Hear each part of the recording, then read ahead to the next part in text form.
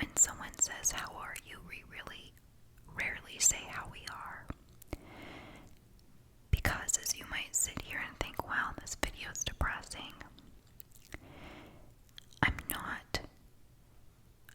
not doing anything other than validating someone's everyday reality and saying how sorry I am. And being there because there's so many people who don't understand it. And I know if you have health issues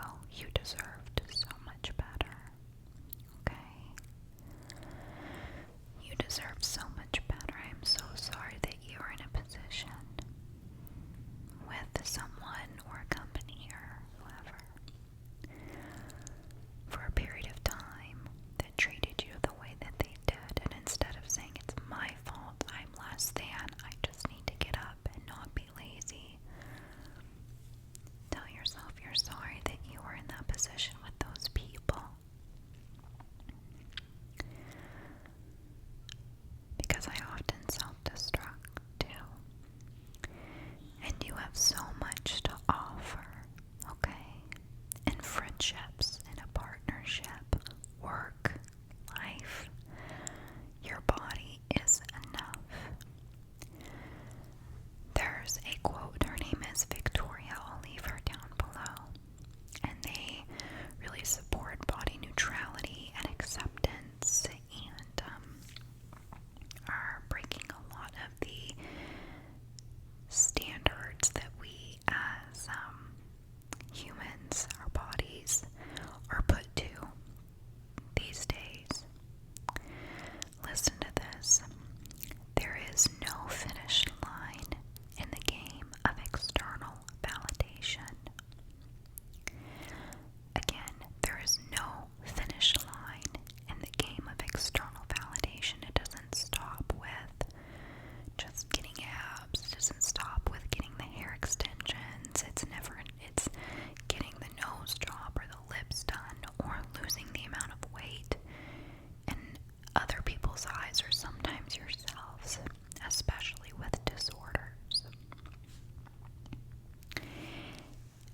And with someone with body dysmorphia, I'll be honest, I moved my body for 6 months straight, 4 to 5 days a week, and it still wasn't enough for me. The results that I got were not enough for me because it doesn't in there. It just doesn't. And my body, my version of health, doesn't look like your version of health or hers or his or anything in between. It just doesn't. And now I move my body, I call it movement, and I move my body because I value strength and having so much weakness and fragility in my body.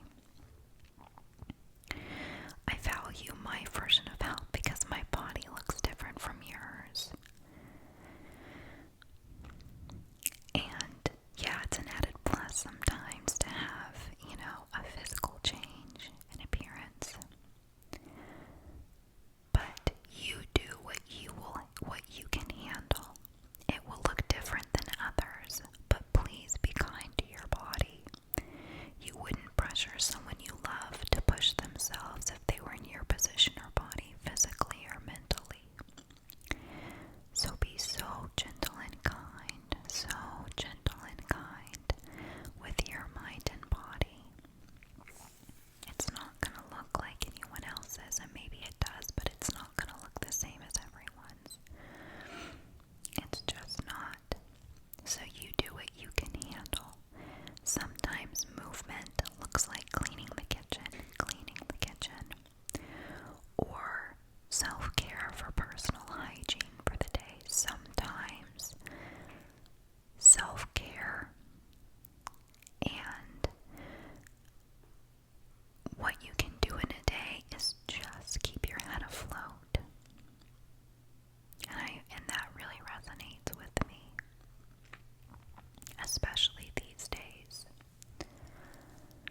And it's okay to have a normal body, okay?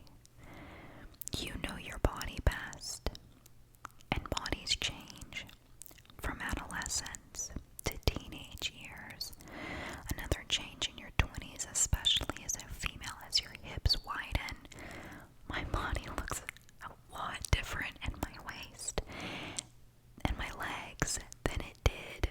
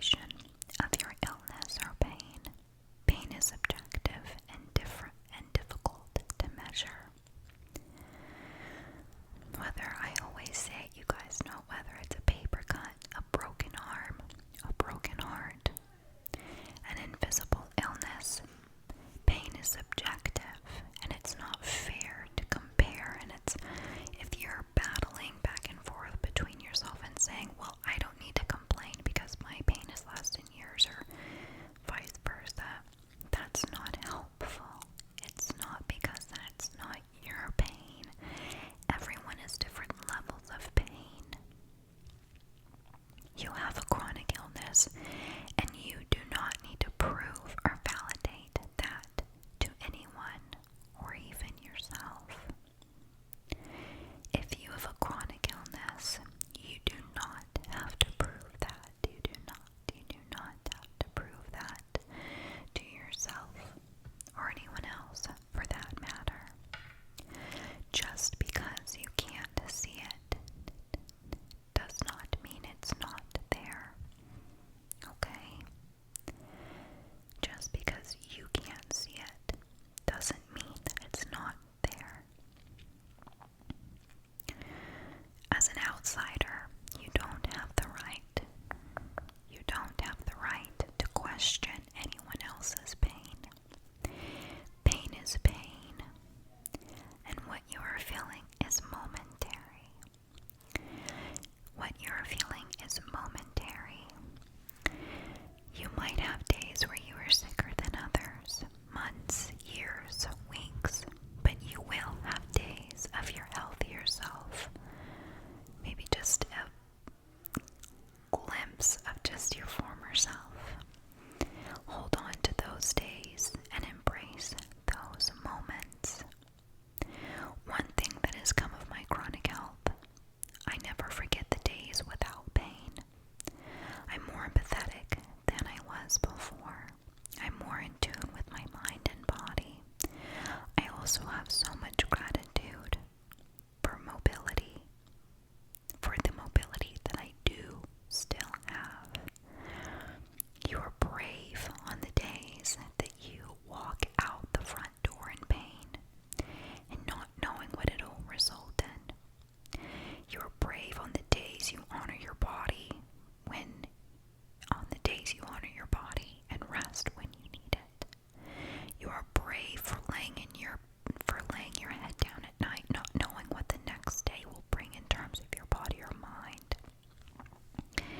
And you are enough always. You are not a burden. You're always welcome here, everyone. This is a community of equality and equal rights. And I'm sorry, because I have thought in so many ways that because I wasn't this, I wasn't that, that I was anti this or that, or was an advocate. And I now realize that it wasn't enough to just be against those things or to support or to be neutral. And this is a time that I want to validate and bring comfort, as well as the many tingles of ASMR to all of you. And what I said today is based on my own experiences and is very subjective. I have so much more to say, and that I'm learning each and every day. I am not a licensed professional or healthcare provider. I do not claim to be. I cannot fix you as much as I'd love to. I cannot save you. And I think it's important for someone who really is an ally and advocate for mental health care and self-awareness communication with yourself and others, that you seek